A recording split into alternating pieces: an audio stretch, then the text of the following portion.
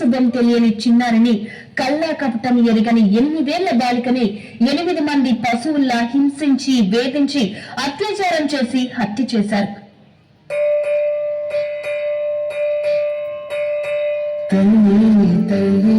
నా చిట్టు తల్లి నా ప్రాణాలే పోయాయమ్మా, నేను కాల నేను శవమల్లే మిగిలానమ్మా.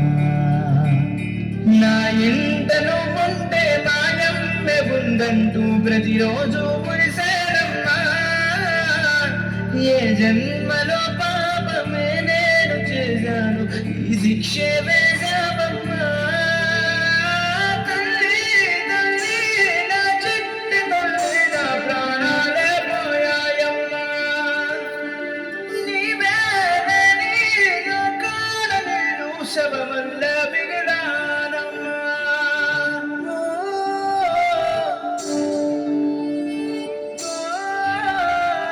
అత్యాచారం చేసి నోని ఊరి తీయాలి, మేడ పట్టి గొంతు పిసికి కాల పెట్టాలి. నేను చెప్పేదంతా లోకం మొత్తం వీణ పడాలి, నీ చెల్లి కోసం ఏ రోజైనా నిలబడాలి. నేను పాడేది పాటని కథు చిన్నారి మాటలే ఇవి, కన్నులు కల్లారా తడి కాపాడేదెవరు మరి. అమ్మాయిల వాక్యలలోనే సంఖ్యలు బంధించి మరి రంగుల ముగ్గుల పొడి రక్తంగా మారేని పడి. మమ్మీ నువ్వు ఇంట్లో వదిలేసి వెళితే, అంకల్ నా చేయి పట్టి మీద పడితే ఏమని చెప్పను నేను, ఎవరికి చెప్పను నేను. మీరే నేర్పించారు పెద్దోళ్ళు దేవుళ్ళు అని, ఎంతకు నుండి పట్టించాడు డాడీ నన్ను. అసలు వినాలనుకున్న నేను చందమామ కథలు, ఆడపిల్ల బాధలన్నీ చెప్పుకునే బదులు పుస్తకాన్ని చంపేస్తుంటే తప్పుతుండే బస్సులు. చిన్న బట్టలేసుకుంటే చంపేయాలా, ఇంకెన్ని రోజు దాచుకుంటే ప్రాణం ఇలా. నేను చదువుకోవాలా లేదా బడికెళ్ళాలా, న్యూస్ పేపర్ మెయిన్ స్టోరీ అయిపోయా నివాళ.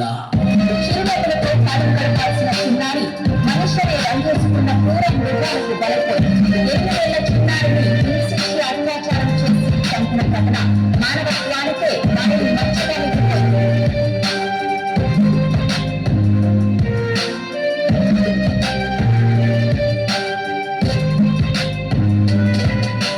విలేజ్ వెళ్ళాను, కాలేజీకి వెళ్ళాను, డిస్టింక్షన్ కొట్టేసి డిస్ట్రిక్ట్ లో దాటాను. సిటీకి రాగానే సిటీలు పుట్టారు, నల్లగున్నానని నేను నవ్వుల పాలయ్యాను. తల మీద చెయ్యి విసి దీవించే గురువులు, నడు మీద చెయ్యి విసి కోరారు పరుపులు. జింక పిల్లలాగా నేను తీశాను పరుగులు, చనిపోయిన కూడా మీద పడ్డారు పురుగులు. ఏదో సాగుతామని క్లాసెస్ కి వెళ్తే ఓ వ్యక్తిలో అంటున్నా వెంటనే చిన్న చూపు చూసి నా చున్నీ లాగాడు, యాసిడ్ దాడుల్లో నా పేరెక్కించాడు.